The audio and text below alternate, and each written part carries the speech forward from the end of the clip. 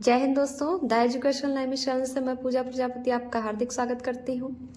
दोस्तों, साइंस की 11वां सीरीज हमने स्टार्ट की थी साइंस एंड मैथ्स की, जिसमें साइंस का फर्स्ट पार्ट में हमने चैप्टर 1 रासायनिक अभिक्रियाएं एवं समीकरण को डिस्कस किया था। रासायनिक अभिक्रिया क्या होती है, रासायनिक समीकरण क्या है। रासायनिक अभिक्रियाओं के प्रकार में भी हमने दोस्तों 2 प्रकार की जो रिएक्शंस थी उनको डिस्कस किया था। पहली थी हमारी दोस्तों कॉम्बिनेशन रिएक्शन, जिसमें 2 या 2 से अधिक आपके अभिकारक यानी कि रिएक्टेंट मिलकर एक प्रोडक्ट बनाते हैं। दूसरी रिएक्शन जो हमारी थी दोस्तों डिकम्पोजिशन रिएक्शन, जिसको हिंदी में वियोजन अभिक्रिया कहते हैं, वह संयोजन अभिक्रिया के जस्ट अपोजिट है। उसमें एक रिएक्टेंट यानी कि एक अभिकारक टूटकर 2 प्रोडक्ट या 2 से अधिक प्रोडक्ट बन रहे थे। आज हम उसी दिशा में आगे बढ़ेंगे, जिसमें हमारी आज दोस्तों तीसरी अभिक्रिया यानी कि विस्थापन अभिक्रिया, या इसको इंग्लिश में डिस्प्लेसमेंट रिएक्शन भी कहते हैं, इसको आज डिस्कस करने वाले हैं। जैसा कि दोस्तों विस्थापन शब्द जो है इसी से ही हमें पता चल रहा है। विस्थापन करना यानी कि किसी को उसके प्लेस से हटाकर किसी और को बिठा देना, ये होता है विस्थापन। तो अगर हम इसको डिफाइन करें दोस्तों, तो एक ऐसी अभिक्रिया या ऐसी रिएक्शन जिसमें हम एक अधिक शक्तिशाली, अब शक्तिशाली का मतलब यहाँ पर दोस्तों उसकी रिएक्टिविटी से है। रिएक्टिविटी यानी कि मोर रिएक्टिव या अधिक सक्रिय जो एलिमेंट होगा वह अपने से कम सक्रिय तत्व को उसके स्थान से हटा देता है या विस्थापित कर देता है, तो उसे हम विस्थापन अभिक्रिया कहते हैं। जैसे दोस्तों अगर हम इसका एग्जाम्पल लें, तो जैसे कि हमने आयरन लिया, आयरन का दोस्तों जो सिंबल होता है वो होता है Fe, इसको कहते हैं आयरन। प्लस अगर हम इसकी कॉपर सल्फेट के सॉल्यूशन से यानी कि CuSO4 से रिएक्शन कराते हैं, कॉपर सल्फेट से रिएक्शन कराते हैं दोस्तों, तो हमारे पास जो है बनता है FeSO4 यानी कि आयरन सल्फेट प्लस Cu जो है दोस्तों ये हमें सॉलिड फॉर्म में प्राप्त हो जाता है। तो इस रिएक्शन में दोस्तों क्या हुआ कि जो आयरन है वह कॉपर से अधिक सक्रिय है। जब ये रिएक्टिविटी सीरीज आप पढ़ेंगे तो उसमें जो ऊपर वाले तत्व होते हैं वह अपने से नीचे वाले तत्व को विस्थापित कर सकते हैं, यानी कि जो रिएक्टिविटी सीरीज है हमारी सक्रियता श्रेणी है उसमें जो Fe है वह Cu से ऊपर है। तो Fe Cu को विस्थापित कर सकता है लेकिन Cu Fe को नहीं कर सकता है। यानी कि इसमें कॉपर में और आयरन में जो आयरन है वह ज़्यादा शक्तिशाली है, ज़्यादा सक्रिय है, इसकी रिएक्टिविटी ज़्यादा है कॉपर से, तो आयरन जो है वो कॉपर को डिस्प्लेस कर रहा है, इसके स्थान से हटा रहा है, इसके स्थान से हटाएगा तो FeSO4 के साथ जुड़कर दोस्तों आयरन सल्फेट बना लेगा, और जो कॉपर है वह कॉपर अलग विस्थापित हो जाएगा सॉलिड फॉर्म में। तो ये थी दोस्तों हमारी विस्थापन अभिक्रिया। अब अगर हम चौथी अभिक्रिया की बात करते हैं, तो चौथी अभिक्रिया हमारी है जो दोस्तों वह है द्विविस्थापन अभिक्रिया।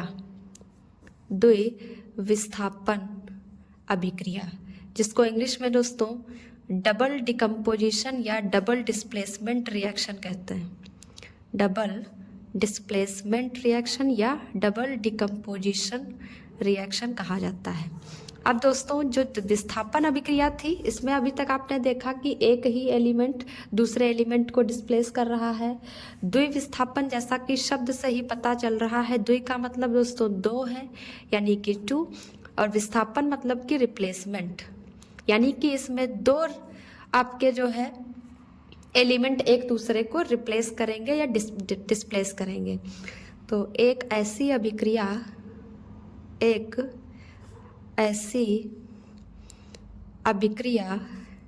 जिसमें अभिकारक यानी कि दोस्तों रिएक्टेंट्स मैंने आपको पिछले वीडियो में डिस्कस किया था कि रिएक्टेंट्स क्या होते हैं। रिएक्टेंट वो होते हैं जो किसी भी केमिकल रिएक्शन में या रासायनिक समीकरण में पार्टिसिपेट करते हैं। जैसे यहाँ पर आपका Fe और कॉपर सल्फेट ये दोनों रिएक्टेंट हैं। इन दोनों की रिएक्शन के बाद जो हमें रिजल्ट मिलता है दोस्तों वो हमारे प्रोडक्ट कहे जाते हैं, जिसमें आयरन सल्फेट और कॉपर हमारा क्या होगा, प्रोडक्ट। और एक हमने बात बताई थी आपको, जो रिएक्टेंट होते हैं वो जो तीर बना हुआ है एरो, इसके बाईं तरफ लिखे जाते हैं, और जो प्रोडक्ट होते हैं वह एरो के दाईं तरफ लिखे जाते हैं यानी कि राइट साइड में। तो एक ऐसी अभिक्रिया जिसमें अभिकारक यानी कि रिएक्टेंट्स अपने रेडिकल्स रेडिकल्स मतलब कि आयन हो गया, रेडिकल्स को हम दोस्तों आयन भी कह सकते हैं। रेडिकल्स आपस में विनिमय करते हैं। विनिमय का मतलब है दोस्तों एक्सचेंज करते हैं, एक्सचेंज करते हैं। तो ऐसी अभिक्रिया को या रिएक्शन को, तो ऐसी अभिक्रिया को डबल डिस्प्लेसमेंट रिएक्शन कहा जाता है। डबल डिस्प्लेसमेंट रिएक्शन कहा जाता है। विस्थापन अभिक्रिया का दोस्तों उदाहरण की अगर बात करें तो जैसे कि एक हम ले लेते हैं सोडियम हाइड्रोक्साइड यानी कि NaOH, इसका नाम है सोडियम हाइड्रोक्साइड। सोडियम का सिंबल दोस्तों Na है, हाइड्रोक्साइड OH है। NaOH प्लस एक दूसरा हम कंपाउंड ले रहे हैं HCl, जिसका नाम है दोस्तों हाइड्रोक्लोरिक एसिड। ठीक, ये दोनों हमारे रिएक्टेंट हो गए। और हमारी जो डेफिनेशन उसमें क्या कह रहा है कि जो दो रिएक्टेंट्स होते हैं वह आपस में एक्सचेंज करते हैं रेडिकल्स का। तो इसमें जैसे कि दो आपके एलिमेंट हैं, सोडियम और एक हाइड्रोक्साइड रेडिकल हुआ, इसमें एक H है और एक Cl है। तो दोस्तों क्या करेगा, Na जो है वो Cl के साथ जुड़ जाएगा और H OH के साथ जुड़ जाएगा, के साथ जुड़कर NaCl बना लेगा प्लस H और OH दोस्तों H2O बना लेंगे। ये हमारा जो NaCl बनेगा ये दोस्तों होगा सोडियम क्लोराइड, और H2O तो आप जानते ही हैं ये एक वाटर मॉलिक्यूल है।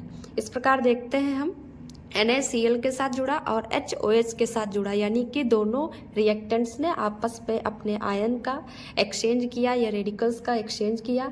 जब इस टाइप की कोई रिएक्शन होगी, दोनों रिएक्टेंट या फिर दो से ज़्यादा रिएक्टेंट आपस में एक्सचेंज करेंगे तो वो हमारी डबल डिस्प्लेसमेंट रिएक्शन कहलाएगी। और दोस्तों एक ये रिएक्शन जो आपकी मैंने लिखी है sodium hydroxide and hydrochloric acid की, ये डबल डिस्प्लेसमेंट रिएक्शन के अलावा एक हमारी रिएक्शन होती है न्यूट्रलाइजेशन रिएक्शन का भी ये एग्जाम्पल है। न्यूट्रलाइजेशन रिएक्शन, इसको न्यूट्रलाइजेशन रिएक्शन भी क्यों कहा जाता है, क्योंकि इसमें देखिए दोस्तों हमने एक बेस लिया है सोडियम हाइड्रोक्साइड और एक एसिड है। तो जब एसिड और बेस दोनों की रिएक्शन होती है तो साल्ट और वाटर बनता है। इस रिएक्शन को दोस्तों न्यूट्रलाइजेशन रिएक्शन भी कहा जाता है। अब दोस्तों हम नेक्स्ट रिएक्शन के बारे में डिस्कस करने वाले हैं जिसका नाम है ऊष्माक्षेपी अभिक्रिया, या इंग्लिश में इसको दोस्तों एक्सोथर्मिक रिएक्शन कहते हैं। ऊष्माक्षेपी का जैसा कि शब्द से ही पता चल रहा है, ऊष्मा का मतलब दोस्तों हीट है यानी कि गर्मी। आक्षेप का मतलब होता है दोस्तों बाहर निकलना यानी कि बाहर की ओर। ठीक, एक्सो का मतलब भी दोस्तों आउट है, बाहर की तरफ। थर्मिक मतलब टेम्परेचर यानी कि हीट की बात करता है, यानी कि एक ऐसी रिएक्शन जिसमें ऊष्मा यानी कि हीट एनर्जी बाहर की तरफ निकलती हो, जिसमें ऊष्मा का आक्षेपण होता हो, ऐसी रिएक्शन हमारी एक्सोथर्मिक रिएक्शन या ऊष्माक्षेपी अभिक्रिया होगी। तो अगर दोस्तों हम इसकी डेफिनेशन लिखें तो एक ऐसी अभिक्रिया जिसमें ऊष्मा मुक्त होती है दोस्तों, मतलब बाहर निकलती है, मुक्त होती है, ऊष्माक्षेपी अभिक्रिया कहलाती है। ऊष्माक्षेपी अभिक्रिया कहलाती है। ठीक, तो एक्सोथर्मिक मतलब, एक्सो मतलब बाहर की तरफ, थर्मिक मतलब हीट एनर्जी यानी कि जिसमें ऊष्मा के रूप में एनर्जी बाहर निकलती है, वह रिएक्शन हमारी एक्सोथर्मिक रिएक्शन या ऊष्माक्षेपी अभिक्रिया होती है। अगर इसके उदाहरण की बात करें दोस्तों, तो जैसे हम कार्बन की रिएक्शन कराते हैं ऑक्सीजन से। कार्बन है दोस्तों, कार्बन का ग्रेफाइट वाला रूप हम यहाँ पर लेंगे। कार्बन का एलोट्रॉप है एक, यानी कि अपर रूप ग्रेफाइट। इसकी अगर हम ऑक्सीजन गैस से रिएक्शन कराते हैं तो C, और ये है O2 यानी कि ऑक्सीजन मॉलिक्यूल, और ये यहाँ पर कार्बन ग्रेफाइट के फॉर्म में है। तो ये दोस्तों C और O2 मिलकर CO2 गैस बनाते हैं, प्लस इससे जो है हीट एनर्जी बाहर निकलती है। एनर्जी किस फॉर्म में होगी दोस्तों? हीट एनर्जी के फॉर्म में, और लगभग ये 94 किलो कैलोरी होती है, नियर अबाउट 94 किलो कैलोरी। यानी कि कार्बन जब रिएक्ट करेगा दोस्तों ऑक्सीजन से तो बनाएगा carbon dioxide gas, carbon dioxide gas plus क्या होगा, ये एनर्जी को रिलीज करेगा यानी कि मुक्त करेगा, और वो एनर्जी लगभग कितनी होती है? 94 किलो कैलोरी इस रिएक्शन में। तो दोस्तों ऊष्माक्षेपी अभिक्रिया थी। अब नेक्स्ट रिएक्शन हमारी आती है ऊष्मा शोषी अभिक्रिया। ऊष्मा शोषी अभिक्रिया, जिसको दोस्तों एंडोथर्मिक रिएक्शन कहा जाता है। Endothermic reaction. तो जैसा कि दोस्तों आपको शब्द से ही पता चल रहा है, ऊष्मा शोषी, ऊष्मा का मतलब है हीट और शोषी का मतलब एब्सॉर्ब करना। जैसा कि अभी इसमें था बाहर निकालना, रिलीज करना, ऐसे ही इसमें क्या है, हीट एनर्जी को एब्जॉर्ब करेगा। तो ऐसी रिएक्शन जिसमें हीट एनर्जी एब्जॉर्ब होती हो, यानी कि जिसको ज़्यादा मात्रा में हीट एनर्जी की नीड हो, वह रिएक्शन हमारी ऊष्मा शोषी अभिक्रिया कही जाएगी। एंडो मतलब अंदर की ओर, थर्मिक मतलब हीट एनर्जी। तो एक ऐसी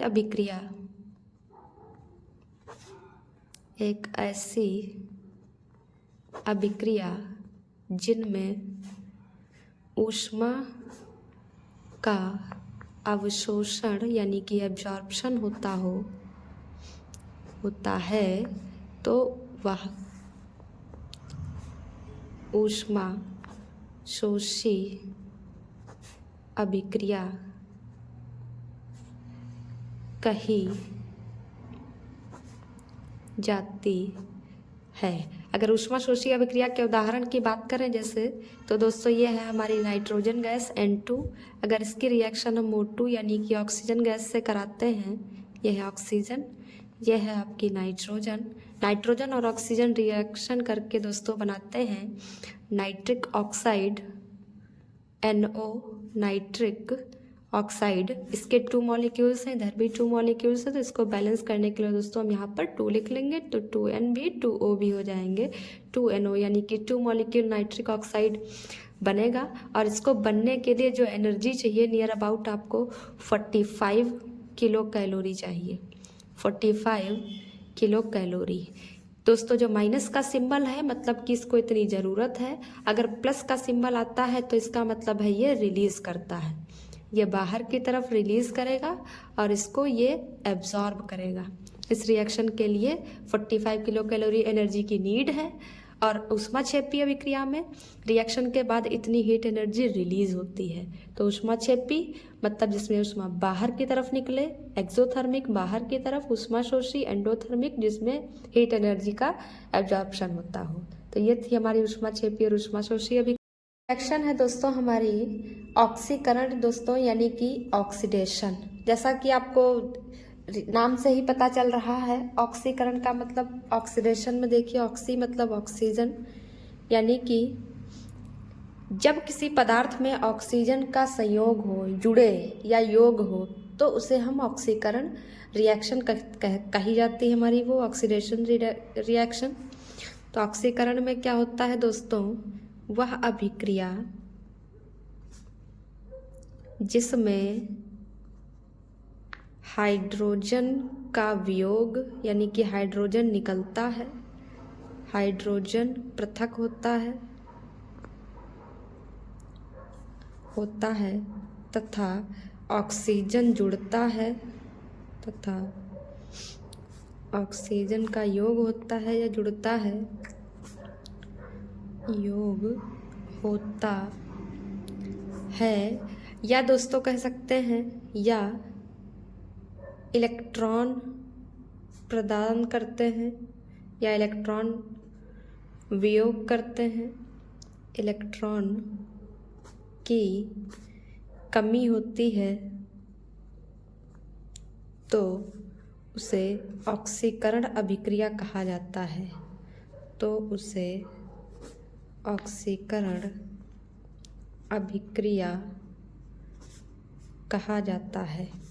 तो दोस्तों ऑक्सीडेशन रिएक्शन में क्या है, वह अभिक्रिया जिसमें हाइड्रोजन पृथक होता हो यानी कि हाइड्रोजन अलग होता हो तथा ऑक्सीजन का योग होता हो यानी कि ऑक्सीजन जुड़ता हो, या कह सकते हैं दोस्तों इलेक्ट्रॉन की कमी होती हो तो उसे ऑक्सीकरण अभिक्रिया कहा जाता है। जैसे दोस्तों एक एग्जांपल हम ले सकते हैं, जैसे सोडियम है ठीक, सोडियम का जो एटॉमिक नंबर होता है दोस्तों वो होता है 11। सोडियम है, अगर सोडियम से सोडियम आयन बनाया जाए यानी कि सोडियम एक मेटल है तो ये पॉजिटिव आयन बनाएगा यानी कि कैटायन बनाएगा, तो इस पर एक पॉजिटिव चार्ज आ जाएगा और एक इलेक्ट्रॉन इससे अलग हो जाएगा यानी कि इलेक्ट्रॉन की क्या हो रही है, कमी हो रही है। तो ये बन जाएगा हमारा अब सोडियम से सोडियम आयन और एक इलेक्ट्रॉन सेपरेट हो जाएगा, इसका इलेक्ट्रॉन सेपरेट हो जाएगा। तो जब दोस्तों इलेक्ट्रॉन सेपरेट हो जाएगा Na+ पॉजिटिव चार्ज आ जाएगा इस पर, तो इसका एटॉमिक नंबर जो बचेगा दोस्तों, एक इलेक्ट्रॉन कम हो गया। 11 जो एटॉमिक नंबर है दोस्तों, यही इलेक्ट्रॉनों की संख्या भी कही जाती है। तो 11 थे, एक इलेक्ट्रॉन बाहर निकल गया, एक इलेक्ट्रॉन बाहर गया इसीलिए इस पर एक पॉजिटिव चार्ज आ जाएगा ठीक। तो अब इसका जो Na+ का एटॉमिक नंबर आएगा सोडियम आयन का, वह हो जाएगा 10। ये ऑक्सीकरण का एग्जाम्पल है। नेक्स्ट जैसे हम ले सकते हैं SnCl2 यानी कि स्टेनस क्लोराइड प्लस, अगर हम इसकी रिएक्शन करा दें क्लोरीन से तो ये बन जाएगा SnCl4 टिन क्लोराइड। SnCl4, ये Cl2 थे पहले से, 2 और Cl इसके साथ जुड़ जाएंगे तो ये SnCl4 बन जाएगा हमारा। इस ऑक्सीकरण जो रिएक्शन है दोस्तों, इसको एक और नाम से भी जाना जाता है जिसको उपचयन अभिक्रिया भी कहा जा सकता है, उपचयन अभिक्रिया भी कहा जा सकता है। तो ये था दोस्तों हमारा ऑक्सीडेशन यानी कि ऑक्सीजन का जुड़ना या हाइड्रोजन का अलग होना, या क्या कह सकते हैं इलेक्ट्रॉन की कमी हो तो उसे ऑक्सीकरण अभिक्रिया कहा जाएगा। 1-2 एग्जाम्पल मैंने बता दी और आप अपनी तरफ से भी ट्राई करके देख सकते हैं रिएक्शंस को। नेक्स्ट जो अब हमारी रिएक्शन है वह है हमारी 8 नंबर। ऑक्सीकरण के बाद आती है रिडक्शन यानी कि अपचयन, वो थी उपचयन, ये है अपचयन यानी कि रिडक्शन। अब रिडक्शन जो दोस्तों है वह जस्ट अपोजिट ऑक्सीडेशन के हैं। ऑक्सीडेशन में क्या हो रहा था, हाइड्रोजन अलग हो रही थी, ऑक्सीजन जुड़ रही थी, इलेक्ट्रॉन की कमी हो रही थी। तो इसमें दोस्तों अब क्या हो जाएगा, वह अभिक्रिया जिसमें हाइड्रोजन का योग होगा, जिसमें हाइड्रोजन जुड़ेगा, हाइड्रोजन का योग हो तथा ऑक्सीजन पृथक हो तथा ऑक्सीजन पृथक हो यानी कि अलग हो, या इलेक्ट्रॉन जुड़े या कह सकते हैं ग्रहण करे, इलेक्ट्रॉन ग्रहण करे, तो वह अभिक्रिया अपचयन अभिक्रिया कही जाएगी। अपचयन अभिक्रिया कहलाती है, अपचयन अभिक्रिया कहलाती है।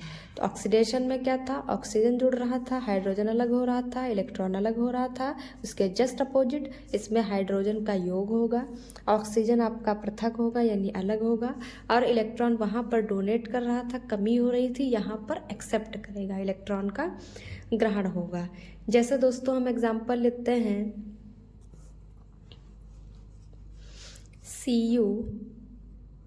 CuCl2 यानी कि कॉपर क्लोराइड है, प्लस इसकी कॉपर से रिएक्शन करा दें तो दोस्तों ये बन जाएगा हमारा 2CuCl।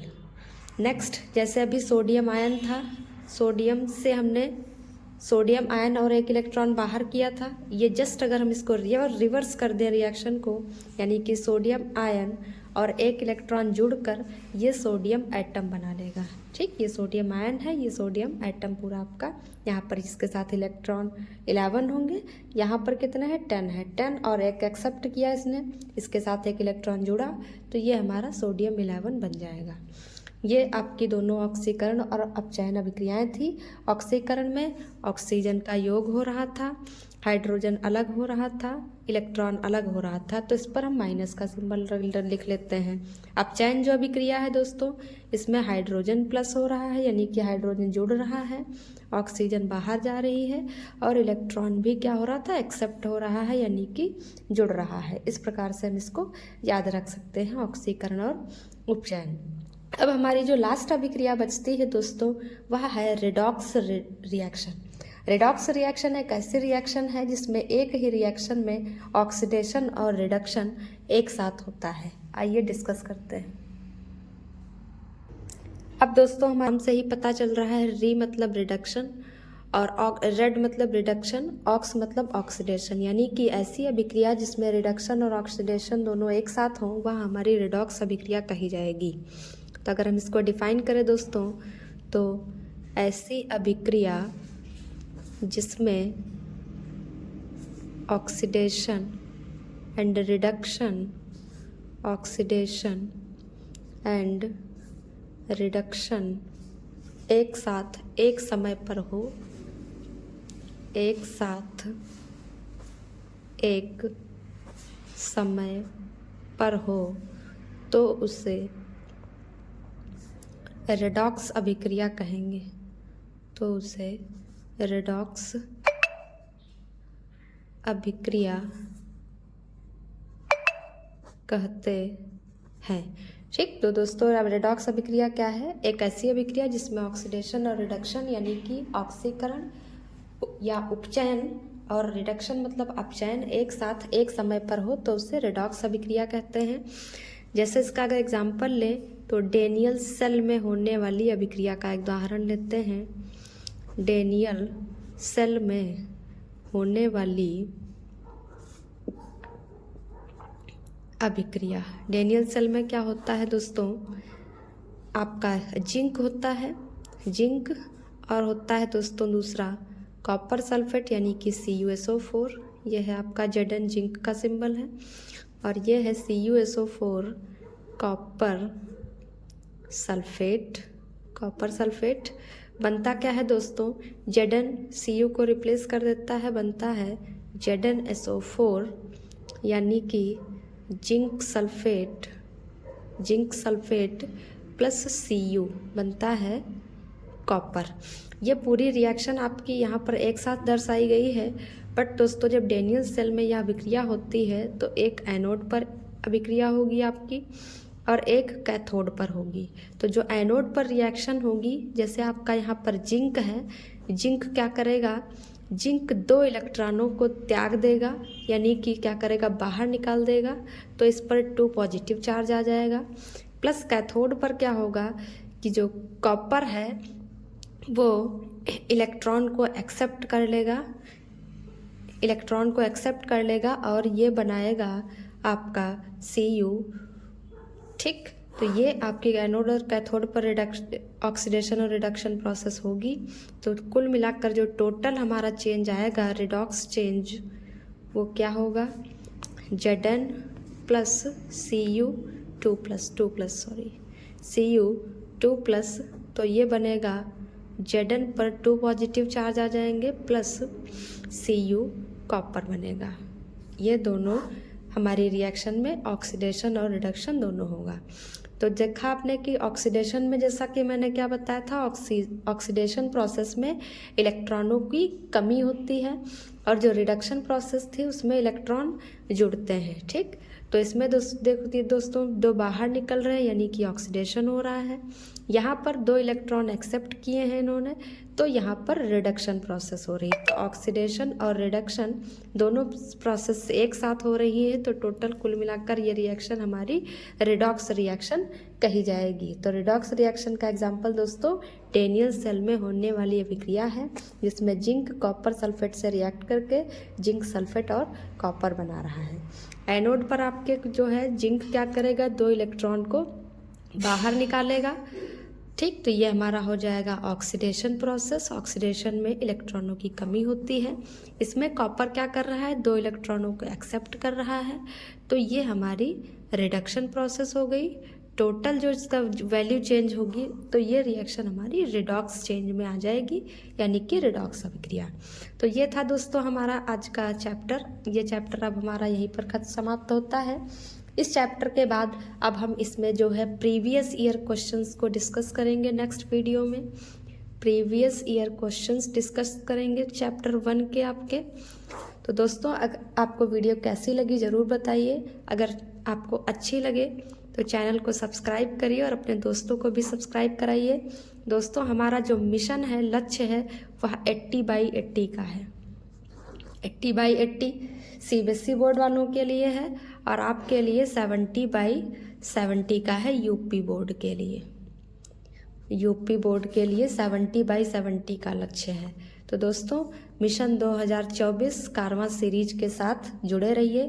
Thank you so much. Thanks for watching. Thank you.